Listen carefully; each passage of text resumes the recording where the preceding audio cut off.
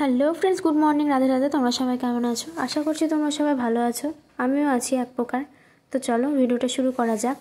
দেখো সকালবেলা কিন্তু মা আজকেও পুজো করতে বসে গেছে। আর এই যে আমার গোপুসোনা দেখো কী সুন্দর বসে আছে। আর ছোটো গোপুটা কিন্তু চলে গেছে দুদিন আগে, মেজো ঠাম্মা এসে নিয়ে গেছে, অন্য ঘরটা একটু ফাঁকা ফাঁকা লাগছে। আর আজকে হলো কাঁচা ঘাটের বিসর্জন, মানে কাঁচা ঘাট আজকে বিসর্জন দিতে হয়, যেহেতু কাঁচা ঘাট গতকালকে পুজো হয়েছে ওই জন্য। আর গাইস, আমার যেহেতু রোডের ধারে বাড়ি আর ভিডিও এডিট করতে প্রচণ্ড প্রবলেম হয়, যা রাস্তার উপর দিয়ে সবসময় যানবাহন চলাচল লেগেই রয়েছে, তাই তোমরা প্লিজ কিছু মনে করো না, একটু মানে সাউন্ড হলে এড়িয়ে যেও।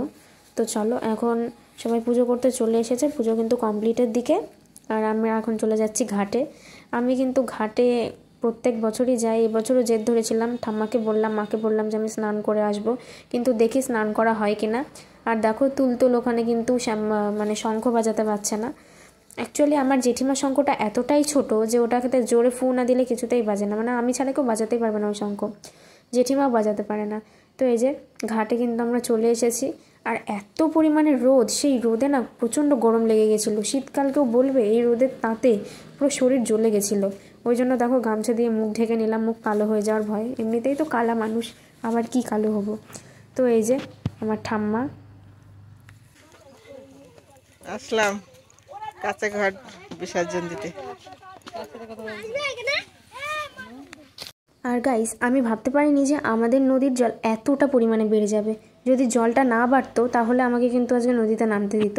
আমি কিন্তু রীতিমতো নদীতে স্নান করব বলেই বাড়ি থেকে বেরিয়ে এসেছি, সেই মতো জিনিসপত্র নিয়ে, গামছা নিয়ে, তেল সাবান নিয়ে, শ্যাম্পু নিয়ে, কিন্তু স্নান করতে পারিনি, ভয়ও লাগছিল, কারণ আমি সাঁতার জানি না। আর নদীতে কেউ নামেনি, পুরো ফাঁকা ছিল। আর নদীটা আমাদের এই সাইডটা একটু নোংরা, বাট ব্রিজের ওই সাইডটাতে, মানে বাজারের সাইডটা থেকে দেখলে বেশ পরিষ্কার। ওই জন্য আমি আর নামলাম না, কারণ আমার এমনিতে অ্যালার্জি রয়েছে। তো ঠাম্মা এখন গল্প পড়ছে, শুনে নাও।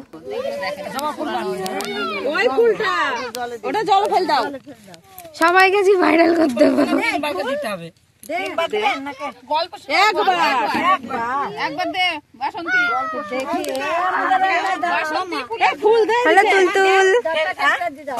তোর মুখ দেখা যাচ্ছে না। না সবাই হয়নি, কিছু দেখা যাচ্ছে না। চলে গেল বেশি দূর। হরিষষ্ঠীর কথা পুরাকালে এক ব্রাহ্মণ ছিল, ওনাদের কোনো সন্তান আদি বা সংসারে তেমন কোনো সুখ শান্তি ছিল না। তারপরে উনি মনে মনে করলো যে আমি হরিষষ্ঠীর কাছে যাব, ওনার কাছে গিয়ে আমার দুঃখের কথা আমি বলবো। এই বলে উনি রওনা হয়েছে হরিষষ্ঠীর দিকে। তারপরে যেতে যেতে দেখছি এক পিড়িওয়ালা পিড়ি বিক্রি করে বেড়াচ্ছে। সে তাকে জিজ্ঞাসা করছে তুমি কোথায় যাচ্ছ? বলছে আমার তো এরকম সংসারে খুব অসুবিধা, আমি মা হরিষষ্ঠীর কাছে আমার। সো গাইস, জয় বড় মা। আজকে আমি কোথায় এসেছি দেখো, এসেছি সাহেবনগরে মায়ের টানে শম্পা গোস্বামীর কীর্তন শুনতে। আমার যে এত ভালো লাগে শম্পা গোস্বামীর কীর্তন, মানে সবার কীর্তনই ভালো লাগে, বাট আমার এই দিদির কীর্তন ভীষণ ভালো লাগে, তাই আমি শুনতে এসেছিলাম। তোমাদেরকেও শোনাচ্ছি, ওয়েট করো। আর এই যে মায়ের মুখটা একটু দর্শন করো, এতটা সুন্দর না। মানে মা চেয়েছে বলে কিন্তু আমি ছুটে চলে এসেছি, আমার সাথে আমার একটা ফ্রেন্ড গেছিলো। এত সুন্দর মায়ের মুখ দেখে আমি পুরো মুগ্ধ হয়ে গেছি, এতটা ভালো লাগছে।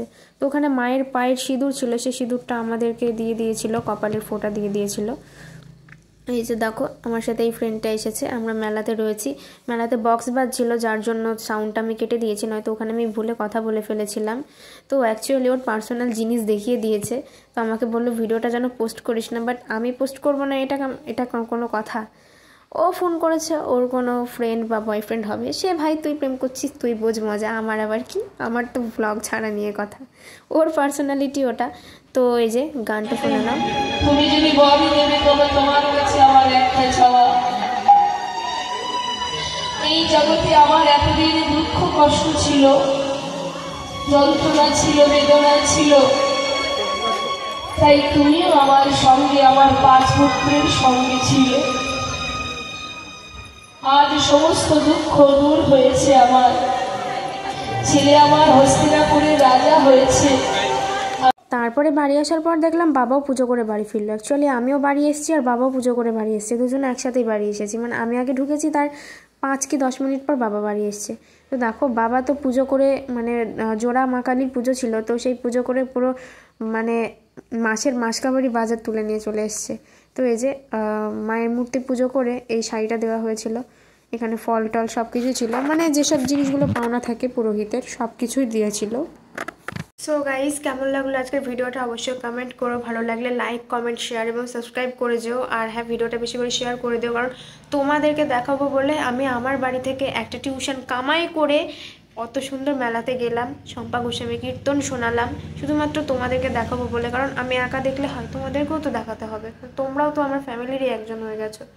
তো চলো ভিডিওটা এখানেই শেষ করছি, এখন আমাকে গিয়ে পড়াশোনা করতে হবে একটু, কালকে এক্সাম রয়েছে। তো চলো, বাই সবাইকে। মায়ের আশীর্বাদে সবাই অনেক ভালো থেকো, সুস্থ থেকো, সাবধানে থেকো, নিজেদের টেক কেয়ার করো।